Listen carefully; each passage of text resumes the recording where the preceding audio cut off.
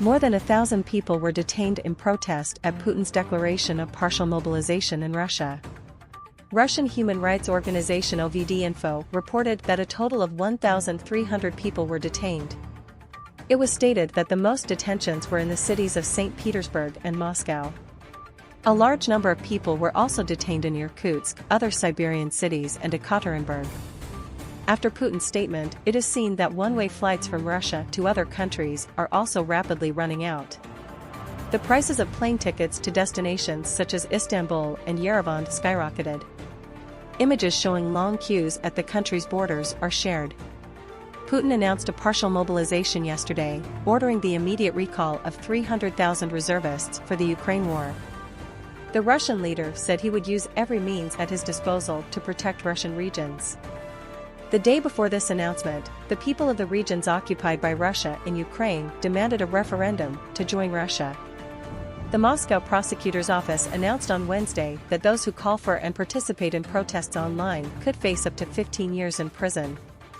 It was stated that these individuals could be prosecuted for defamation of the armed forces, spreading fake news about the Russian army, or inciting children to protest.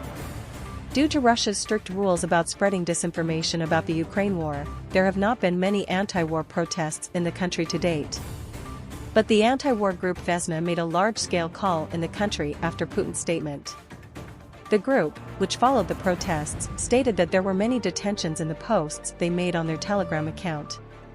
A video shared from the city of Ekaterinburg shows the police forcibly putting protesters on the bus. Vesna calls these actions no to mobilization. Mogila means tomb in Russian. Pavel Sikov, a lawyer at the human rights organization Agora, said that since Tuesday morning, the number of people requesting information about the rights of soldiers on the telephone line has reached 6,000. Putin's call comes after the Russian army has suffered losses in Ukraine in recent days. Putin, who controls the state media in Russia, continues to reiterate her message that Ukraine and NATO, which she claims are led by neo-Nazis, are a huge threat to Russia.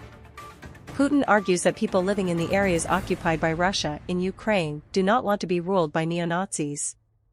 It is difficult to understand what the reactions to Putin's rhetoric were due to the tight media restrictions in the country.